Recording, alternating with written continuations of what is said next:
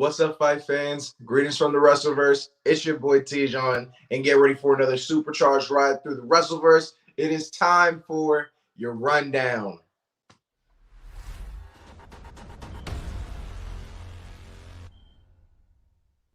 All right, so for everybody who doesn't know, we are going to be talking today about Monday Night Raw that happened last night. That one was pretty good. I don't have any complaints. You know, we're getting ready for Backlash coming up this Sunday already. Wow. Didn't seem like it was that close before, but yeah. So you can kind of tell, though, with how the episode went. But with that being said, let's just get right into it because, you know, we got to be quick about it. So it starts out with Roman Reigns and the Bloodline all showing up, you know, with their titles doing their whole 10-minute promo, how they do. But before the crowd can even acknowledge the tribal chief, the Arcade Bro faction comes out and hits the Usos with, you know, their two perfect RKOs, leaves Roman Reigns defenseless as Drew McIntyre comes out. Then Randy Orton and Riddle leave the stage, leaving Drew McIntyre with Roman Reigns all to himself. They go out in a brawl, and then all hell breaks loose as the Usos come back to try to defend him. RK Bro comes back out to defend Drew, and now we have a whole 3-on-3 situation. Just prefacing that 6-man tag team match that we're going to see at Backlash. So that's all that was about. Then you got this feud that was happening next up between the Alpha Academy and Kevin Owens with the Street Profits and Ezekiel or Elias. We still don't know for sure which one he is, but they have a fight up next. And honestly, it was a really decent fight, I would say. And if it wasn't for KO pulling a few questionable moves, more than likely Ezekiel and the Street Profits were going to win it. But because of this distraction here, it led to Chad Gable getting the pin and them winning. But KO doesn't seem happy about it still. Like, he doesn't care about the win. Clearly, he wants to inflict more pain onto Ezekiel. He won't be satisfied, clearly, until until Ezekiel admits who he really is. And that's what he's really waiting for. I think that's the only way that you'll see him calm back down. Next, though, this poor guy was offered as a sacrificial lamb, another one to Veer Mahan. But this one, the WWE officials are wrong for this. They let this man go on like a 5-minute monologue just for him to get destroyed by Veer Mahan for a good minute and a half. And, you know, locks in that I don't even know what kind of submission this is, puts him to sleep, doesn't let it go, you know, does the same Veer Mahan stuff that we've seen now for 4 weeks, and just leaves him like a limp noodle on the ropes. So props to this guy. I feel so bad for him. They did this man so dirty, but oh my God, what a memeable picture this is. So yeah, it's like a record scratch. Yep, that's me. You're probably wondering how I got in this situation. It's like literally that kind of picture. But yeah, I feel bad for dude. Next, we have full-on heel Edge embracing the crowd as he talks trash about AJ Styles. Now, before this picture, AJ Styles did say that he wanted to fight with Damian Priest, and if he won, he wanted Damian Priest to be banned from ringside again when him and Edge fight at Backlash. And so their match was pretty stupendous, I gotta say. So Damian Priest did come out swinging, but it was no match for AJ Styles. AJ Styles ends up rolling him up, gets the pin, and now Damian Priest is barred. But if you know anything about Judgment Day, that does not mean that the fight is over.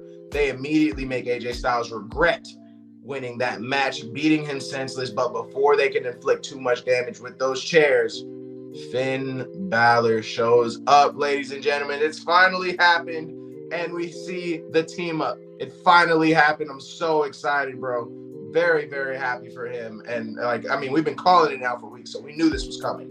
Next, so this was a little later on, but MVP kind of tells to back off. He no longer wants any part of the Hurt Business, so Cedric Alexander can kick rocks. That's basically what this was about, because Cedric Alexander has a match with Bobby Lashley. Sorry guys, it's pretty early. Let me drink some tea real quick. If you don't believe me. Peppermint fennel. But let's get back to it. All right. So after this piece of whatever that was backstage. Now you see the Miz TV happen, and the Miz brings out Mustafa Ali so that they can talk about, you know, how Mustafa invaded Miz TV last week when he was talking to Austin Theory, or just Theory now, I guess. And so things get a little heated, and of course, Theory comes back out, and they, you know, they're talking trash once again to Mustafa Ali, and Mustafa just wants he wants a contender match. So Theory is happy to oblige, but there's a contingency. He has to fight both of them in a handicap match.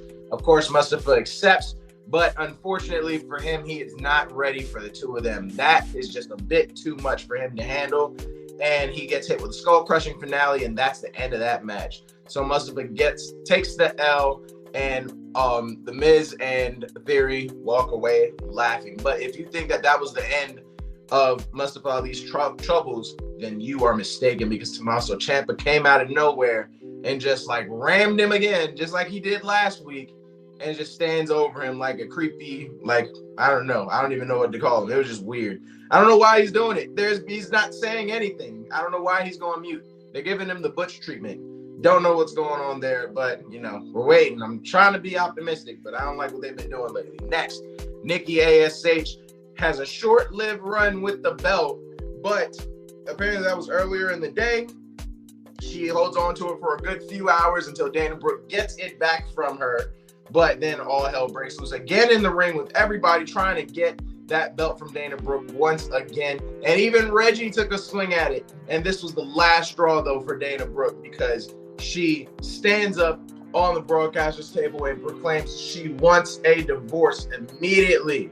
So this was the shortest marriage / honeymoon ever, and Reggie Brooke was just completely distraught. You can't do that stuff, man. You should have knew what was gonna happen.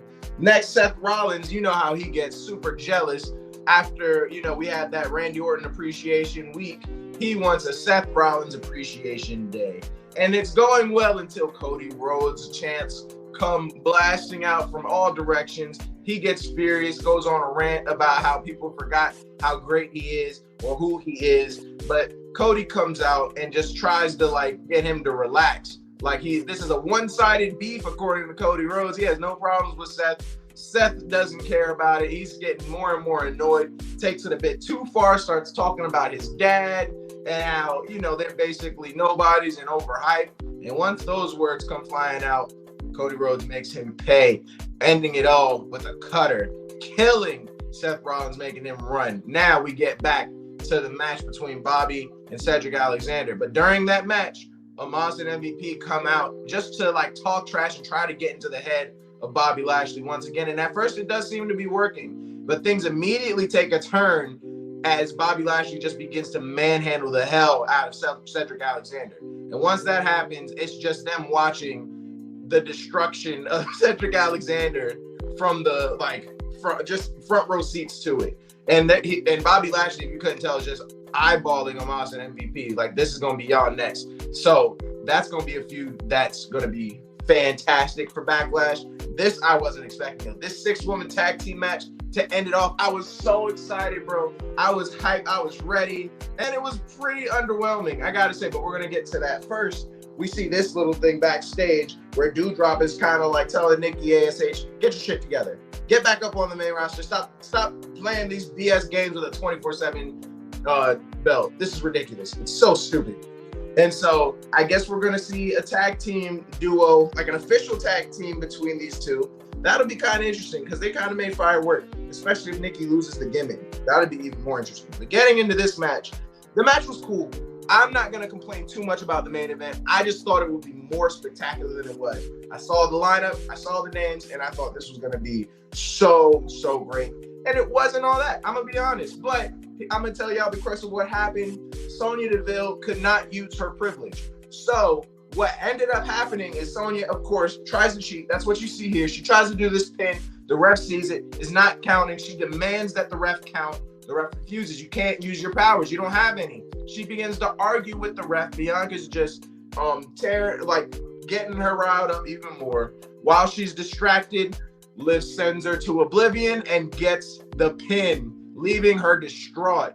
And all of the ladies on Sonya Deville's team, including Becky Lynch and Rhea Ripley, just look just as distraught as she is. So I'm sure this isn't the last that we're going to see of this 6-woman feud, but I feel like it was a good opener.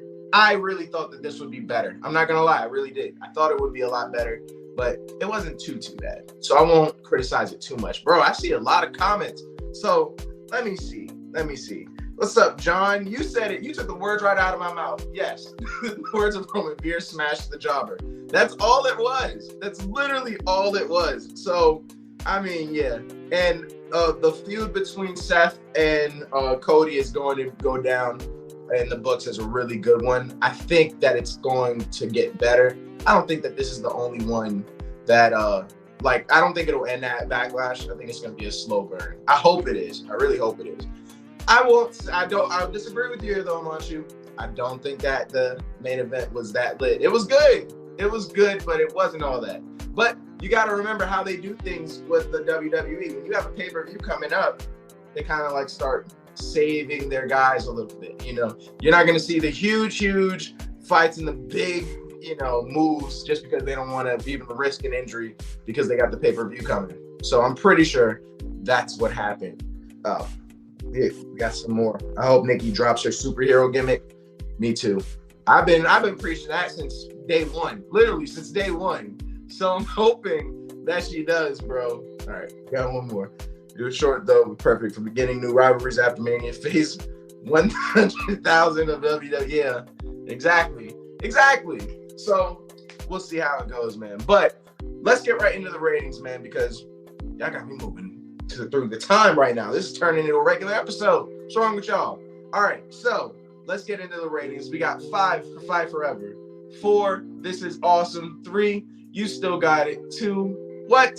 And 1, boring. Don't watch. You better off watching me at 8 a.m. I know it's early, guys, but that's why we drink tea and coffee, right? Yeah. All right, so getting into the rating, I say that this was a 3. I'm just gonna say it's a 3. I wasn't too impressed, but it was a good episode. I enjoyed it. So, I'm more interested now in Backlash than I have been at all. I will say that. That's a huge plus for me because I was not into Backlash at all. I was even preaching not going at all to not even paying for it. Like I was like, it's probably not gonna be worth it. Now they've stepped it up. So more than likely you should tune in. Definitely. I will say that. But yeah, man, that's all I got for you guys. Oh man, I'm gonna save this one. Do a Nikki Cross cosplay if you lose another prediction bet. Ooh, that's a good one, bro. That is actually really good. I think I'm gonna save that one. I will definitely, pitch that to Noah on All Real Crew. Definitely tell him that because I actually really like that one. That would be funny as hell. And then having some I know it's for me, but just the thought of that shit is embarrassing as hell. I would do it. That's a punishment. Fuck it.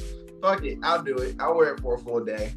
I'll do that walk of shame. But I don't even know when the next predictions are going to be. I know we're going to do one soon. So, oh snap, we have a UFC main event. A pay-per-view, a UFC pay-per-view coming up. So more than likely, that's when we're going to do it. But I still got to dye my hair green. You're thinking too far ahead. Matter of fact, I'll probably do that this weekend. So get ready to see me with some green hair, guys. I'm just prefacing you with that now. But let me go ahead and wrap this up, man, because this is a rundown. Y'all got me just talking. But all right, so thank you guys for watching as always, man. This is a blast all the time. So thank you for watching. Always like, share, comment, and subscribe to Take It to the Ring. Follow us on Instagram, TTR Wrestling. Follow us on Twitter, Take It to the Ring. We're going to be live tweeting as usual. I just live tweeted last night. We're going to live tweet tonight as well. We got some questions up there. I'm going to add some more questions throughout the week just to keep things interesting so that when we do our podcast in the All Real Crew, we can get to y'all questions on that too. But yeah, man, there's a whole lot of stuff that we got planned for you guys. Got some shorts coming up. It's a lot of busy stuff happening in Take It to the Ring and World of Take It to the Ring. But it's all coming together, man. So keep rocking with us, man. We got a whole lot coming up. But I guess I'll see you guys tonight for Top 5 at 5, live tweeting, and then I'll see you guys tomorrow for a rundown and the same thing, man. It's going to be awesome. But until then, guys, it's your boy T-John. Thanks for tuning in. Keep it real.